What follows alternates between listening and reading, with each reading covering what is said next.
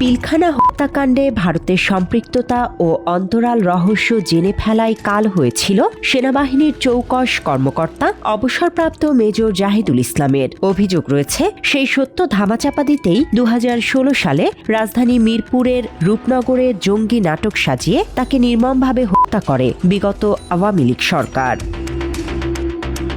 3রা September 2016 প্রতিটি টেলিভিশনের screen আর পত্রিকার পাতায় ব্রেকিং নিউজ। ঢাকার রূপনগরে পুলিশের সঙ্গে বন্দুক যুদ্ধে নিহত দুর্ধর্ষ জঙ্গি কমান্ডার মুরাদ। তৎকালীন হাসিনার পুলিশ প্রশাসন দাবি করে জাহিদুল ইসলাম নানা সময়ে বিভিন্ন নাম ব্যবহার করে জঙ্গি কর্মকাণ্ডে জড়িত ছিলেন এবং নিজেকে বাঁচাতে প্রশাসনের ওপর হামলা করেছিলেন। সে কখনো জাহাঙ্গীর, কখনো মুরাদ, কখনো ওমর। আমাদেরকে নিশ্চিত হতে হবে আসলে তার প্রকৃত নাম।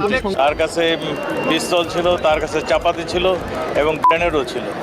গ্রেনেডও নিক্ষেপ করেছে, গুলিও করেছে, চাপাতিতে কোপও দিয়েছে। অভিযোগ রয়েছে, সে সময় স্বৈরাচার শেখ হাসিনা সরকারের পালিত প্রথম আলো ও ডেইলি স্টার সহ একাধিক গণমাধ্যম সেদিন পুলিশের দেয়া স্ক্রিপ্ট বিন্দুমাত্র যাচাই করেনি। একতরফা মিডিয়া ট্রায়ালে একজন দেশপ্রেমিক সেনা কর্মকর্তার গায়ে সেঁটে দেয়া হয়েছিল উগ্রবাদের তকমা। অথচ 24-এর গণ অভ্যুত্থানে ফ্যাসিবাদের পতনের পর বেরিয়ে আসে এক লোমহর্ষক রাষ্ট্রীয় ষড়যন্ত্রের ইতিহাস। কুমিল্লার আদর্শ সদর উপজেলার পশ্চিম চাঁদপুর গ্রামে জন্ম নেয়া জাহিদুল ইসলাম 2000 সালে 43তম BMA লং কোর্সে 3য় স্থান অর্জন করে সেনাবাহিনীতে কমিশন পান। মেধার স্বাক্ষরে যেতেন doctor Mohammad Shahidullah gold medal. কঙ্গোতে জাতিসংঘ শান্তিরক্ষা মিশন, পাকিস্তানে মিড ক্যারিয়ার কোর্স এবং কানাডায় উচ্চতর প্রশিক্ষণ শেষে সিলেট ও বগুড়া সেনানিবাসে সুনামের সঙ্গে দায়িত্ব পালন করেন তিনি। কিন্তু সেনাবাহিনীতে অযোগ্যদের অনৈতিক পদোন্নতি, চাটুকারিতা ও বিশৃঙ্খলার বিরুদ্ধে সোচ্চার থাকায় রোষানলে পড়েন এই সৎ অফিসার। বাধ্য হয়ে 2015 সালে স্বেচ্ছায় অবসর নিয়ে পরিবারসহ ঢাকার উত্তরায় ভাড়া বাসায় ওঠেন তিনি। 2009 সালের 25 ফেব্রুয়ারি অভিযোগ রয়েছে, ভারতের নির্দেশে শেখ হাসিনা পিলখানায় হত্যাকাণ্ড চালান। সেদিন সেখানে কর্মরত তার কোর্সমেট শহীদ ক্যাপ্টেন মোহাম্মদ মাজহারুল হায়দার বগুড়া ক্যান্টনমেন্টে থাকা জাহিদকে ফোনে জানিয়েছিলেন বিডিআরের পোশাকে কিছু অচেনা হিন্দি ভাষী ব্যক্তি অফিসারদের হত্যা করছে। পিলখানা বিদ্রোহে ভারতের সম্পৃক্ততা ও ভেতরের বিশ্বাসঘাতকদের স্পর্শকাতর তথ্য জেনে যাওয়ায় শেখ হাসিনা সরকারের সার্বক্ষণিক গোয়েন্দা নজরদারিতে ছিলেন তিনি। নজরদারি এড়াতে উত্তরা থেকে রূপনগরে বাসা বদলে সপরিবারে বিদেশ যাওয়ার পরিকল্পনা করেছিলেন জাহিদ, কিন্তু সেই সুযোগ দেয়নি স্বৈরাচার হাসিনার খুনি বাহিনী। 2016 সালের 2রা সেপ্টেম্বর রাত 11টার দিকে মিরপুর রূপনগরের বাসা থেকে জাহিদকে হাত বেঁধে নিচে এনে সরাসরি গুলি করে হত্যা করে রূপনগর থানা পুলিশ ও সিটিটিসি। তৎকালীন সিটিটিসি প্রধান মনিরুল ইসলামের তত্ত্বাবধানে মামলার এজাহারে পুলিশের ওপর চাকু ও পিস্তল নিয়ে হামলার নাটক সাজিয়ে 29 রাউন্ড গুলির কথা বলা হয়। অথচ প্রত্যক্ষদর্শী ও ফরেনসিক প্রমাণ বলছে, মৃত্যুর আগে মধ্যযুগীয় বর্বরতায় তার 2 হাত কাঁধ থেকে মুচড়ে ভেঙে চামড়ার সঙ্গে ঝুলিয়ে দেয়া হয়েছিল। প্রচণ্ড টর্চার ও শ্বাসরোধের পর নির্দয়ভাবে চোখ উঠিয়ে ফেলা হয় তার। সমালোচনা রয়েছে, এটি কোনো ক্রস ফায়ার ছিল না, ছিল পিলখানার সাক্ষীকে স্তব্ধ করার ঠান্ডা মাথার খুন। ঘটনার সাথে আপনারা কাগজ কলম যেটাই পাইছেন, একের সাথে বাস্তব ঘটনার একটু গরমিল আছে, অসঙ্গতি আছে। বর্বরতা এখানেই থামেনি। জাহিদকে হত্যার 1 ঘন্টা আগে রাত 10টার দিকে তার স্ত্রী জেবুন নাহার শিলা এবং 5 বছর ও 1 বছরের 2 অবুঝ শিশুকে চোখ বেঁধে তুলে নেওয়া হয় ডিবির অন্ধকার আয়না ঘরে। জাহিদকে জঙ্গি বলে আদালতে জবানবন্দি দিতে জেবুন নাহারের ওপর চলে অমানুষিক নির্যাতন। অস্বীকৃতি জানালে দেয়া হয় তার স্বামীকে হত্যার মতো পরিণতির হুমকি। ওরা তো বিভিন্ন জনের ছবি দেখি আমি চিনি কিনা, আমি যেটা জানি সেটা ওরা বিশ্বাস করছিল না। আমি জঙ্গিদের বিভিন্ন জায়গায় মানে ওনারা যে করে দিচ্ছে, ফায়ার করে দিচ্ছে সবাইকে মেরে, ওরকম পরিণতি চান নাকি? ওরকম হুমকি ধমকি অনেক কিছুই ছিল। 7 দিন পর 5 বছরের বড় মেয়ে জুনাইরা বিনতে জাহিদকে নানার বাড়ি পাঠানোর কথা বলে নিয়ে যায় তৎকালীন ডিবি পুলিশ। অথচ 10 সেপ্টেম্বর আজিমপুরে সাজানো অভিযান চালিয়ে অবুঝ শিশু জুনাইরাকেও জঙ্গি হিসেবে উদ্ধারের নাটক প্রচার করা হয়।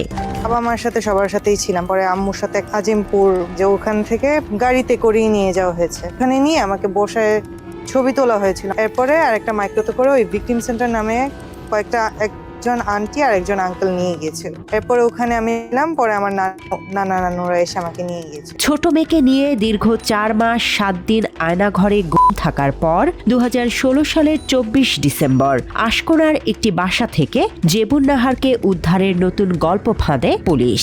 ডিবি কার্যালয়ে 16 দিনের টর্চার শেষে জাহিদের বিরুদ্ধে একটি এবং তার স্ত্রীর বিরুদ্ধে 2টি মিথ্যা জঙ্গি মামলা দিয়ে পাঠানো হয় কাশিমপুর কারাগারে। আর বিনা বিচারে 4 বছর বন্দী থাকার পর 2020 সালে জামিন পান জেবুন নাহার। কিন্তু স্বামী হত্যার বিচার চাইতে পারেন। স্বৈরাচারের মনে এমন ভীতি থাকায় 2022 সালের 31 আগস্ট শেখ হাসিনার নির্দেশে জামিন বাতিল করে ফের জেবুন নাহারকে অন্ধকার কারাগারে পাঠানো হয়। 2024 সালের 5 আগস্ট ছাত্র জনতার গণ অভ্যুত্থানে ফ্যাসিস্ট সরকারের পতনের পর সে বছরেরই 31 আগস্ট অবশেষে জেল থেকে মুক্ত হন জেবুন নাহার শিলা। দীর্ঘ 8 বছর পর সমাজের বুকে জঙ্গি পরিবার হিসেবে লাঞ্ছিত হওয়ার পর এখন স্বামীর হত্যার বিচার ও উচ্চ পর্যায়ের স্বাধীন বিচার বিভাগীয় তদন্ত কমিশন গঠনের দাবি জানিয়েছেন তিনি। নালিশ জানাতে আসছি, চিফ প্রসিকিউটর বরাবর একটি আবেদন দিয়েছি। আমার ডাইনে দেখতে পাচ্ছেন ভিকটিম পরিবার এই 2টি শিশু বাচ্চা নিয়ে 4 মাস 7 দিন অবস্থায় ছিল।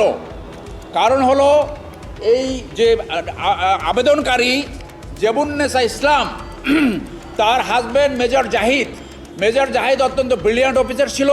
মাত্র 30% টাকায় জমির মালিক হয়ে নতুন বাংলাদেশের গড়ে তোলার স্বপ্ন দেখা বাংলা বসতি। অন্যদিকে সেনাবাহিনীর চৌকস কর্মকর্তা অবসরপ্রাপ্ত মেজর জাহিদুল ইসলামের মরদেহ দীর্ঘদিন ঢাকা মেডিকেল কলেজ মর্গে পড়ে থাকলেও পরিবারের কাছে হস্তান্তর করা হয়নি।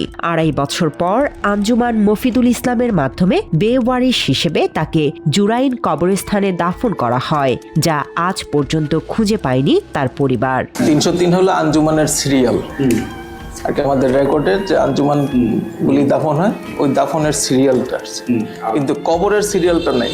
গুম কমিশন ও আন্তর্জাতিক অপরাধ ট্রাইব্যুনালে জেবুন নাহারের পৃথক অভিযোগের ভিত্তিতে অবশেষে শুরু হয়েছে আইনি লড়াই। বৃহস্পতিবার এ মামলার প্রধান আসামি সাবেক আইজিপি AKM শহীদুল হককে গ্রেফতার দেখিয়ে একদিনের জিজ্ঞাসাবাদের নির্দেশ দিয়েছে ট্রাইব্যুনাল 2 এর চেয়ারম্যান বিচারপতি নজরুল ইসলাম চৌধুরীর বিচারিক প্যানেল। এছাড়া আসামির তালিকায় রয়েছেন তৎকালীন DMP commissioner Asaduzzaman Mia, DB প্রধান মনিরুল ইসলাম, সিটিটিসি প্রধান Asaduzzaman, DC Masud Ahmed, DC DB Krishnapada Roy ও রূপনগর থানার ওসি শাহিদ আলম সহ তৎকালীন আইন শৃঙ্খলা বাহিনীর অনেক কর্মকর্তা। এই অবস্থায় হাসিনা সরকারের এমন জঘন্য ঘটনা সামনে আসার পর প্রথম আলো ও ডেইলি স্টারের সাংবাদিকতা নিয়ে প্রশ্ন তুলেছেন অনেকেই। এ নিয়ে প্রবাসী লেখক ও অনলাইন অ্যাক্টিভিস্ট পিনাকি ভট্টাচার্য সামাজিক যোগাযোগ মাধ্যমে দেয়া এক পোস্টে উল্লেখ করেন, মেজর জাহিদকে মিথ্যা অপবাদ দিয়ে হত্যা করা হয়েছিল। এটি বাংলাদেশের ইতিহাসে একটি কলঙ্কিত অধ্যায়। রাষ্ট্রের একজন প্রতিভাবান সেনা কর্মকর্তাকে উগ্রবাদী সাজিয়ে হত্যার মিথ্যা বয়ান তৈরি করেছিল প্রথম আলো। এ ঘটনায় প্রথম আলো ও পত্রিকাটির সম্পাদক মতিউর রহমানের দৃষ্টান্তমূলক শাস্তির দাবি জানিয়ে পিনাকি ভট্টাচার্য বলেন, আন্তর্জাতিক সব সংস্থার কাছে এই গণমাধ্যমের ভণ্ডামি ও দ্বৈত ভূমিকা তুলে ধরা হবে। একই সঙ্গে জাহিদুল ইসলামের পরিবারের প্রতি সার্বভৌমত্ব বিরোধী ভূমিকার অভিযোগে প্রথম আলোর বিরুদ্ধে দ্রুত মামলা করার আহ্বান জানান তিনি। অন্যদিকে হেফাজত নেতা মুফতি হারুন ইজহার প্রশ্ন তুলেছেন, এখন প্রথম আলোর কি বিচার হবে? তার অভিযোগ, তৎকালীন পুলিশ কর্মকর্তা মনিরুল ইসলাম যদি সরাসরি খুনি হন তবে প্রথম আলো ছিল সেই হত্যাকাণ্ডের বৈধতা উৎপাদনকারী। কেবল মেজর জাহিদই নন, তার মতো অনেকের হত্যার কারিগর প্রথম আলো চক্র বলেও দাবি করেন তিনি। একইভাবে এ বিষয়ে নিজের ফেসবুকে একটি লম্বা পোস্ট দিয়েছেন আল জাজিরার অনুসন্ধানী সাংবাদিক জুলকারনাইন সায়েদ। তার পোস্টে প্রথম আলো ও ডেইলি স্টারের বিরুদ্ধে বিশেষ গোষ্ঠীর স্বার্থ রক্ষার অভিযোগ তুলেছেন এই সাংবাদিক। তার দাবি, বাংলাদেশ সরকার কর্তৃক মরণোত্তর ব্রিগেডিয়ার জেনারেল পদবিতে ভূষিত অবসরপ্রাপ্ত মেজর জাহিদুল ইসলামকে অতীতে কোনো প্রমাণ ছাড়াই জঙ্গি হিসেবে উপস্থাপন করেছিল প্রথম আলো ও ডেইলি স্টার। তিনি আরও অভিযোগ করেন, জাহিদুল ইসলাম নিহত হওয়ার পর সেই হত্যাকাণ্ডকে বৈধতা দেওয়ার মতো বর্ণনা প্রচারেও ভূমিকা রেখেছে পত্রিকা দুটি। পোস্টে সায়ের আরও বলেন, অতীতে তারেক রহমান ও তার পরিবারের বিরুদ্ধে সমালোচনামূলক অবস্থান নেয়া এই দুই পত্রিকার সম্পাদককে বর্তমানে তারেক রহমানের প্রেস মিটে দেখা যাচ্ছে, যা তিনি আইরনি হিসেবে উল্লেখ করেছেন। এছাড়া সাবেক রাষ্ট্রপতি জিয়াউর রহমান হত্যাকাণ্ডের বেসামরিক তদন্ত কমিটির প্রতিবেদন প্রকাশের জন্য দ্য ডেইলি স্টারের সমালোচনা করেন তিনি। তার মতে, প্রতিবেদনে নতুন কোনো তথ্য উন্মোচিত হয়নি, বরং দীর্ঘদিনের বিতর্কে সস্তা প্রলেপ দেওয়ার চেষ্টা করা হয়েছে।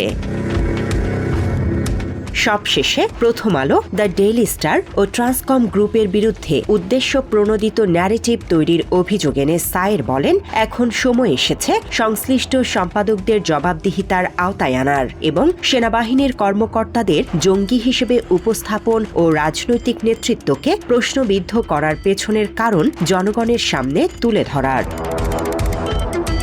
এদিকে দেশে হাসিনা ও তার পুলিশদের এমন অমানবিক কর্মকাণ্ড যখন আলোচনায়, তখন হাসিনার পালিত সাবেক কাউন্টার টেরোরিজম প্রধান ও মেজর জাহিদ হত্যার সাথে সরাসরি জড়িত থাকা পুলিশ কর্মকর্তা পলাতক মনিরুল ইসলামের সাম্প্রতিক একটি ফেসবুক পোস্টকে কেন্দ্র করে নতুন বিতর্কের জন্ম হয়েছে। বিডিআর বিদ্রোহের পটভূমি এবং মেজর জাহিদের উগ্রবাদে জড়ানোর দাবি প্রমাণ করতে তিনি দৈনিক প্রথম আলোর একটি পুরনো প্রতিবেদনের লিঙ্ক শেয়ার করেছেন। এর ফলে জনমনে প্রশ্ন উঠেছে, অতীতে জঙ্গি বিরোধী অভিযানের নামে সাজানো নাটকের বৈধতা দিতে প্রথম আলো ও ডেইলি স্টারকে মূল হাতিয়ার করা হয়েছিল। অভিযোগ রয়েছে, এভাবেই হাসিনা সরকারের একের পর এক গুম, খুন, হত্যা ও জঙ্গি নাটক সাজিয়ে তার বৈধতা দিত প্রথম আলো ও ডেইলি স্টার। স্বৈরাচারের দোসর ও মিডিয়া ট্রায়ালের মাধ্যমে নির্দোষ মানুষকে জঙ্গি বানানোর এই কারিগরদের বিচার কবে হবে, সেই প্রশ্নই এখন পুরো জাতির। বাংলা এডিশন, ঢাকা।